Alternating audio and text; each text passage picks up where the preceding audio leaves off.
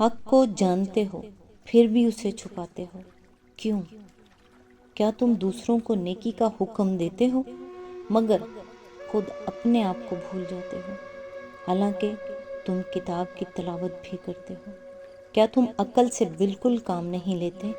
اور یاد کرو اللہ کی وہ نعمتیں جو تم پر برسائی گئیں۔ کہیں ایسا تو نہیں کہ بنی اسرائیل کی یہ آیات سناتے سناتے قرآن آج ہمیں ہی آئینہ دکھا رہا ہو؟ السلام علیکم۔ آج ہم سورہ بقرہ کی آیت نمبر 42 سے 47 تک کی تفسیر پڑھیں گے۔ ان آیات میں اللہ تعالیٰ بنی اسرائیل کو سخت انداز میں نصیحت فرماتے ہیں، حق کو باطل کے ساتھ نہ ملاؤ، جانتے بوجھتے سچ نہ چھپاؤ، لوگوں کو نصیحت کرنے سے پہلے اپنے آپ کو دیکھو اور اللہ کی نعمتوں کو یاد رکھو۔ لیکن سوال یہ ہے، کیا یہ صرف بنی اسرائیل کے لیے تھا یا ہمارے لیے بھی ایک پیغام ہے؟ ان آیات کا ترجمہ اور تفسیر تفہیم القرآن سے بیان کروں گی جو اہل سنت جماعت کے لیے ہیں۔ اعوذ باللہ من الشیطان الرجیم، بسم اللہ الرحمن الرحیم۔ باطل کا رنگ چڑھا کر حق کو مشتبہ نہ بناؤ اور نہ جانتے بوجھتے حق کو چھپانے کی کوشش کرو۔ اس کی تفسیر ہے، اس آیت کو سمجھنے کے لیے یہ بات پیش نظر رہنی چاہیے کہ اہل عرب بالعموم ناخواندہ لوگ تھے اور ان کے مقابلے میں یہودیوں کے اندر ویسے بھی تعلیم کا چرچہ زیادہ تھا، اور انفرادی طور پر ان میں ایسے جلیل القدر عالم پائے جاتے تھے جن کی شہرت عرب کے باہر تک پہنچی ہوئی تھی۔ اس وجہ سے عربوں پر یہودیوں کا علمی رعب بہت زیادہ تھا۔ پھر ان کے علماء اور مشائخ نے اپنے مذہبی درباروں کی ظاہری شان جما کر اور اپنی جھاڑ پھونک اور تعویذ گنڈوں کا کاروبار چلا کر اس رعب کو اور بھی زیادہ گہرا اور وسیع کر دیا تھا۔ خصوصیت کے ساتھ اہل مدینہ ان سے بے حد مرعوب تھے، کیونکہ ان کے آس پاس بڑے بڑے یہودی قبائل آباد تھے۔ رات دن کا ان سے میل جول تھا، اور اس میل جول میں وہ ان سے اسی طرح شدت کے ساتھ متاثر تھے جس طرح ایک ان پڑھ آبادی زیادہ تعلیم یافتہ، زیادہ متمدن، زیادہ نمایاں مذہبی تشخص رکھنے والے ہمسایوں سے متاثر ہوا کرتی ہے۔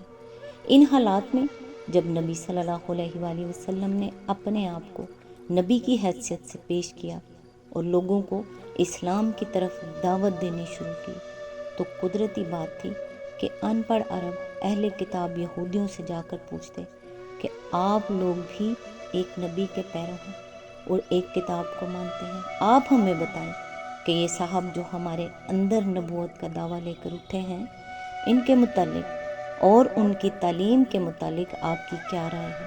چنانچہ یہ سوال مکے کے لوگوں نے بھی یہودیوں سے بارہا کیا، اور جب نبی صلی اللہ علیہ وآلہ وسلم مدینہ تشریف لائے تو یہاں بھی بکثرت لوگ یہودی علماء کے پاس جا جا کر یہی بات پوچھتے تھے، مگر ان علماء نے کبھی لوگوں کو صحیح بات نہ بتائی۔ ان کے لیے یہ کہنا تو مشکل تھا کہ وہ توحید جو محمد صلی اللہ علیہ وآلہ وسلم پیش کر رہے ہیں غلط ہے، یا انبیاء اور کتب آسمانی اور ملائکہ اور آخرت کے بارے میں جو کچھ آپ صلی اللہ علیہ وآلہ وسلم کہہ رہے ہیں اس میں کوئی غلطی ہے، یا وہ اخلاقی اصول جن کی آپ تعلیم دے رہے ہیں ان میں سے کوئی چیز غلط ہے، لیکن وہ صاف صاف اس حقیقت کا اعتراف کرنے کے لیے بھی تیار نہ تھے کہ جو کچھ آپ صلی اللہ علیہ وآلہ وسلم پیش کر رہے ہیں وہ صحیح ہے۔ وہ نہ سچائی کی کھلی کھلی تردید کر سکتے تھے، نہ سیدھی طرح اس کو سچائی مان لینے پر آمادہ تھے۔ ان دونوں راستوں کے درمیان انہوں نے طریقہ یہ اختیار کیا تھا کہ ہر سائل کے دل میں نبی صلی اللہ علیہ وآلہ وسلم کے خلاف، آپ صلی اللہ علیہ وآلہ وسلم کی جماعت کے خلاف اور آپ صلی اللہ علیہ وآلہ وسلم کے مشن کے خلاف کوئی نہ کوئی وسوسہ ڈال دیتے تھے، کوئی الزام آپ صلی اللہ علیہ وآلہ وسلم پر چسپاں کر دیتے تھے، کوئی ایسا شوشہ چھوڑ دیتے تھے جس سے لوگ شکوک و شبہات میں پڑ جائیں، اور طرح طرح کے الجھن میں ڈالنے والے سوالات چھیڑ دیتے تھے۔ تاکہ لوگ ان میں خود بھی الجھیں اور نبی صلی اللہ علیہ وآلہ وسلم اور آپ صلی اللہ علیہ وآلہ وسلم کے پیروکاروں کو بھی الجھانے کی کوشش کریں۔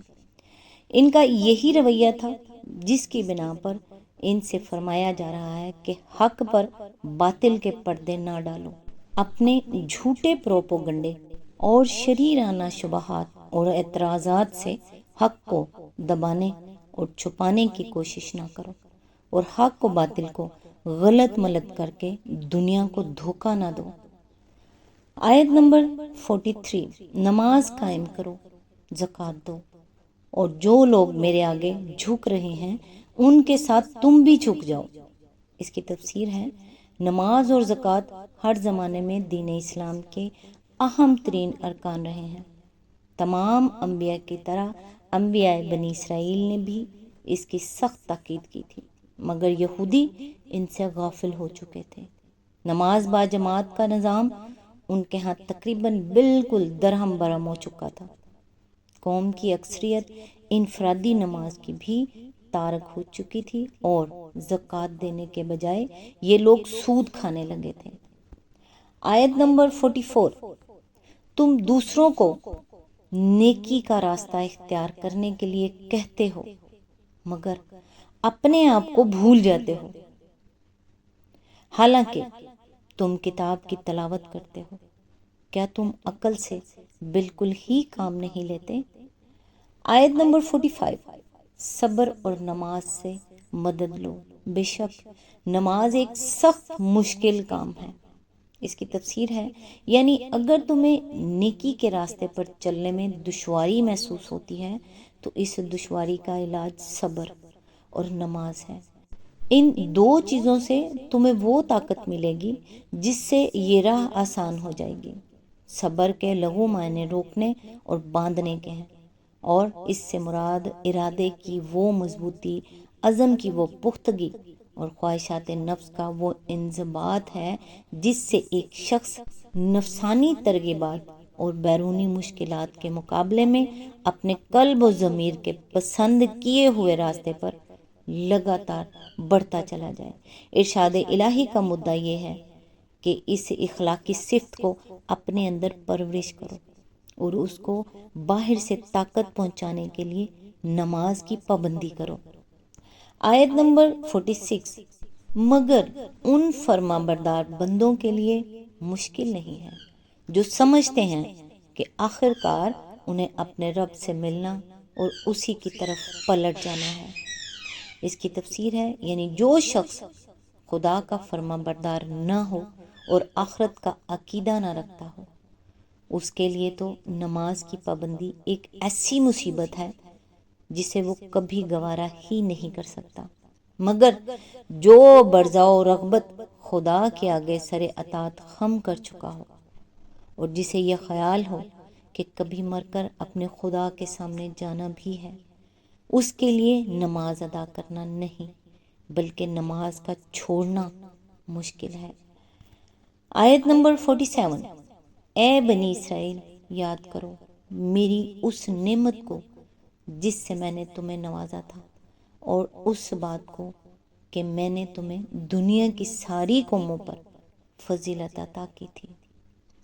اس کی تفسیر ہے، یہ اس دور کی طرف اشارہ ہے جب کہ تمام دنیا کی قوموں میں ایک بنی اسرائیل کی قوم ہی ایسی تھی جس کے پاس اللہ کا دیا ہوا علم حق تھا اور جسے اقوام عالم کا امام اور رہنما بنا دیا گیا تھا تاکہ وہ بندگی رب کے راستے پر سب قوموں کو بلائے اور چلائے۔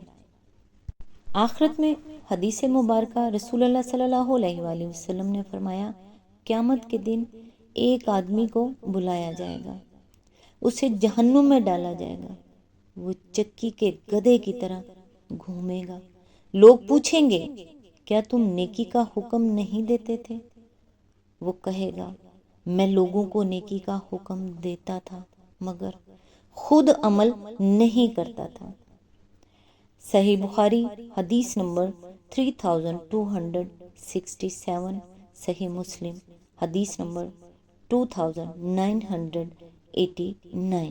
یہ حدیث خاص طور پر آیت نمبر 44 سے بہت گہرا تعلق رکھتی ہے۔ نیکسٹ ویڈیو تک کے لیے دعاؤں میں یاد رکھیے گا۔ اللہ حافظ۔